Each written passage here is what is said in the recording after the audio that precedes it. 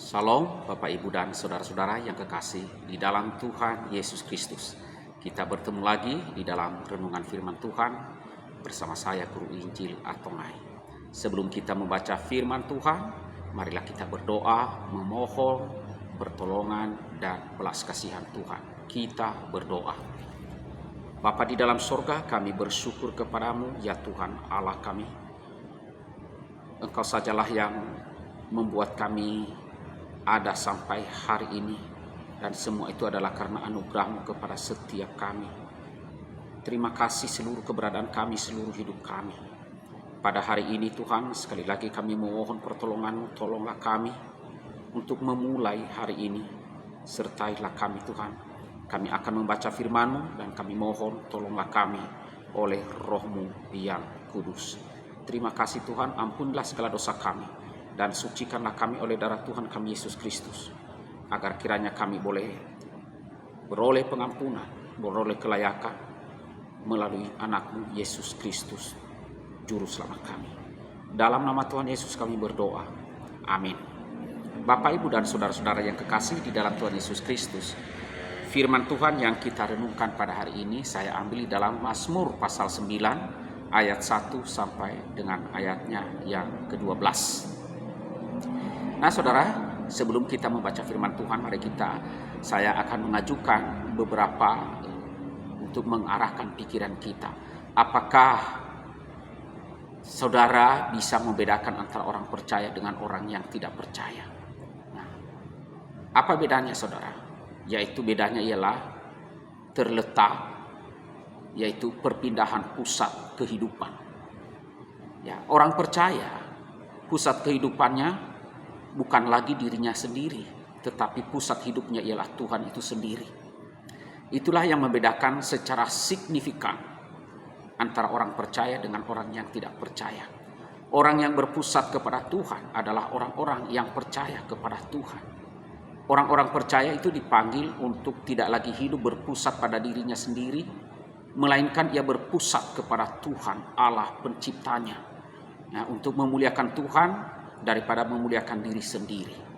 Jadi ketika kita sebagai orang percaya menghadapi banyak persoalan, berbagai kesulitan hidup, berbagai penderitaan, kegagalan ataupun keberhasilan, ya sedih ataupun senang, maka yang perlu dan selalu kita pikirkan atau rindukan ialah apakah melalui semua itu kita dapat memuliakan Tuhan. Nah, jika semua itu membawa kita memuliakan Tuhan dan kita bersukacita karenanya, maka sesungguhnya kita sedang hidup berpusat kepada Tuhan. Karena orang yang memuliakan Tuhan tidak tergantung pada situasi dan kondisi yang sedang terjadi. Nah, dalam segala kondisi Tuhan memampukan orang untuk bisa memuliakan namanya. Nah, itulah sebabnya mengapa orang percaya bisa selalu bersyukur dalam segala keadaan. Karena tujuan hidupnya bukan dirinya sendiri, tetapi Tuhan itu sendiri. Nah saudara, melalui Mazmur pasal 9 ayat 1 sampai 21. Saya bacakan untuk kita semua, demikian firman Tuhan. Untuk pemimpin biduan menurut lagu Mut Laben, Mazmur Daud. Aku mau bersyukur kepada Tuhan dengan segenap hatiku.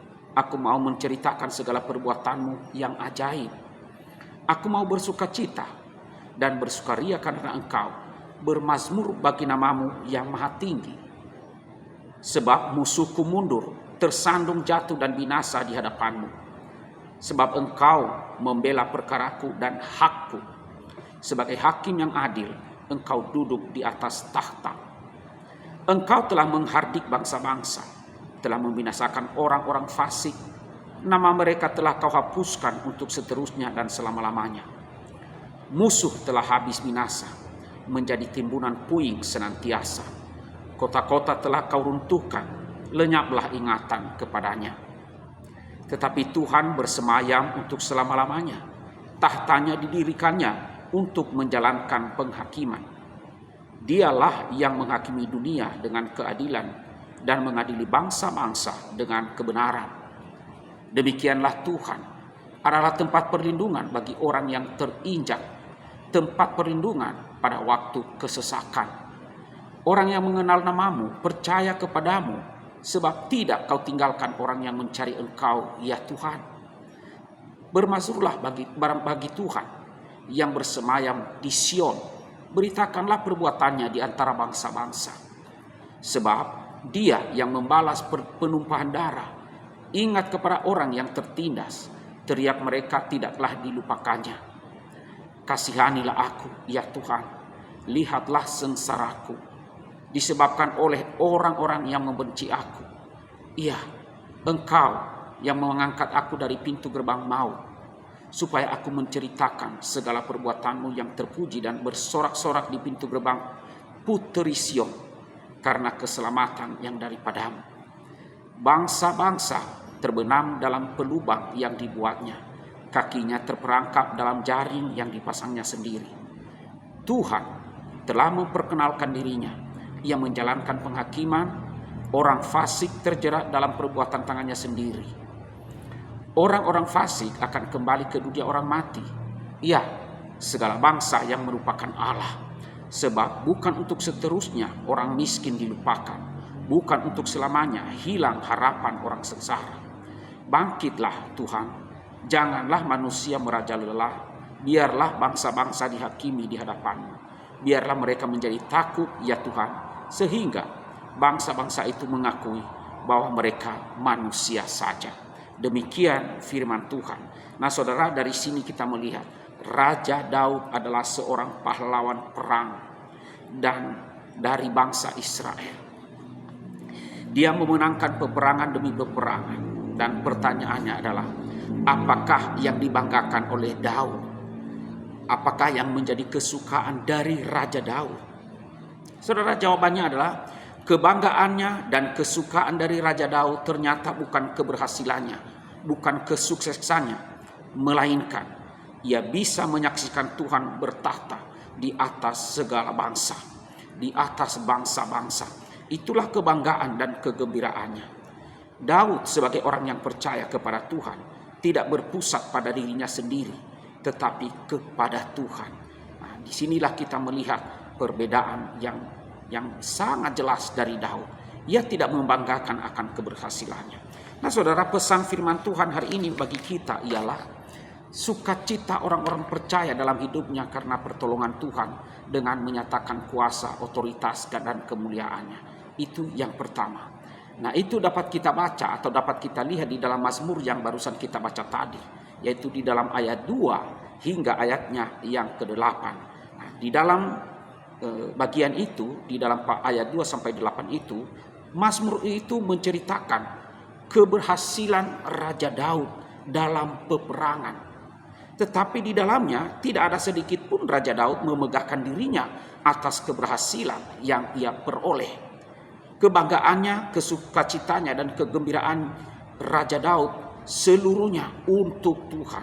Seluruhnya karena Tuhan. Nah inilah yang menjadi ciri orang-orang percaya. Pusat hidup orang yang percaya bukan pada dirinya sendiri, tetapi kepada Tuhannya. Terjadi perpindahan dari mementingkan diri kepada mengutamakan Tuhan.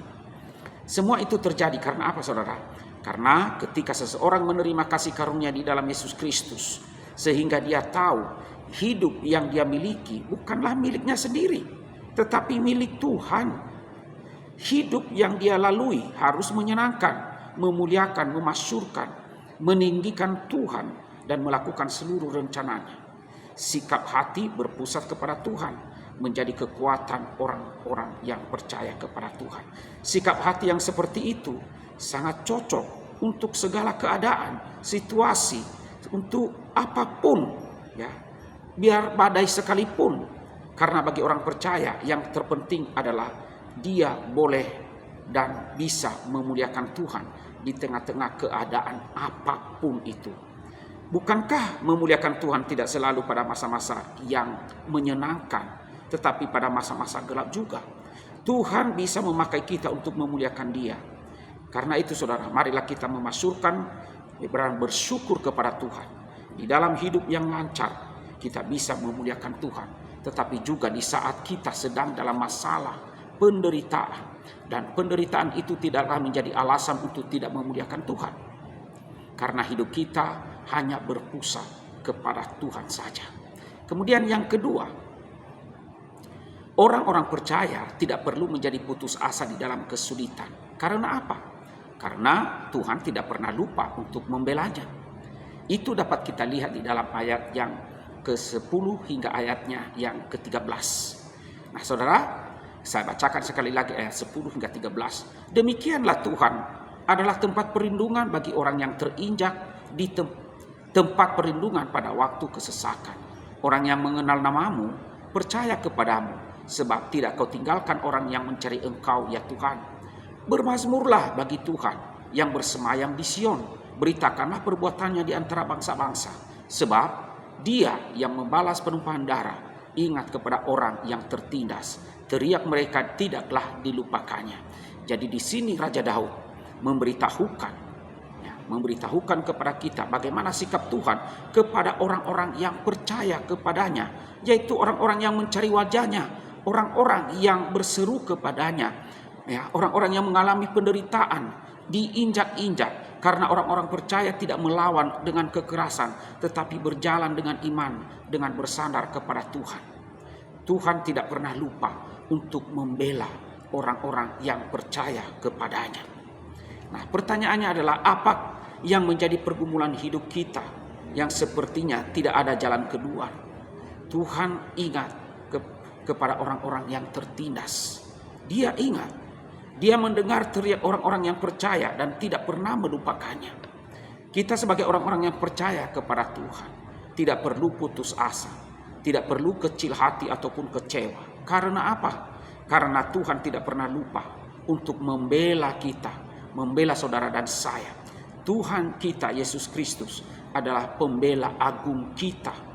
Tidak ada apapun yang dapat memisahkan kita dari kasih Tuhan. Karena kasih itu Dia telah memberikan atau Dia telah berikan dengan menyerahkan anaknya di atas kayu salib bagi kita orang yang berdosa. Dia juga adalah pemilik hidup kita yang membela kita. Nah, saudara, jika Tuhan tidak pernah melupakan kita, mari kita sebagai orang yang percaya kepada Tuhan di dalam Yesus Kristus tidak pernah ingat bahwa Ia tidak pernah jangan pernah melupakan Tuhan. Selalu ingat akan Tuhan, selalu ingin memuliakan namanya, dan selalu berdoa, selalu berseru kepadanya. Nah, kiranya saudara-saudara melalui renungan firman Tuhan pada hari ini, Tuhan kiranya menolong kita semuanya dalam keadaan apapun, dalam keberhasilan. Biarlah itu menjadi pusat hidup kita dan kebanggaan kita adalah Tuhan itu sendiri. Dan juga di dalam keadaan penderitaan, tertindas, biarlah kita jangan putus asa, tetapi marilah kita tetap percaya kepada Tuhan dan terus memuliakan akan namanya. Amin. Mari kita berdoa. Tuhan Allah Bapa kami yang bertata di dalam kerajaan sorga, kami bersyukur kepadamu ya Tuhan, karena Engkau memberikan firman-Mu kepada kami, untuk kami, sehingga kami terus belajar dan melalui firman-Mu terus menerus mengajarkan kami hal-hal yang benar, hal-hal yang patut kami syukuri, dan dapat kami bercermin, dapat kami melihat bahwa Engkau adalah Tuhan yang Maha Kuasa, dan juga dapat menjadi pelajaran bagi kami untuk mendidik kami dalam hal apapun itu, baik dalam hal keberhasilan ataupun kegagalan, supaya kami sekali lagi ya Tuhan tidak membanggakan diri kalau kami berhasil, tetapi biarlah itu kami kembalikan kepada Tuhan segala kemuliaan, dan Engkau sajalah yang dimuliakan. Demikian juga di dalam kegagalan ataupun penderitaan ataupun kesesakan, supaya kami tidak putus asa, tetapi kami tetap dan terus memuliakan Tuhan. Karena ada Tuhan dan tidak pernah melupakan kami dalam keadaan apapun. Ya Tuhan, tolonglah akan iman kami. Tolonglah kami untuk berjalan bersama dengan Engkau di tengah-tengah dunia yang penuh dengan pergolakan, penuh dengan tantangan dan pencobaan, agar kami terus-menerus bersandar akan Engkau, mengandalkan Engkau, dan hidup kami adalah untuk terus memuliakan nama-Mu. Ini doa kami, dalam nama Tuhan Yesus kami berdoa. Amin.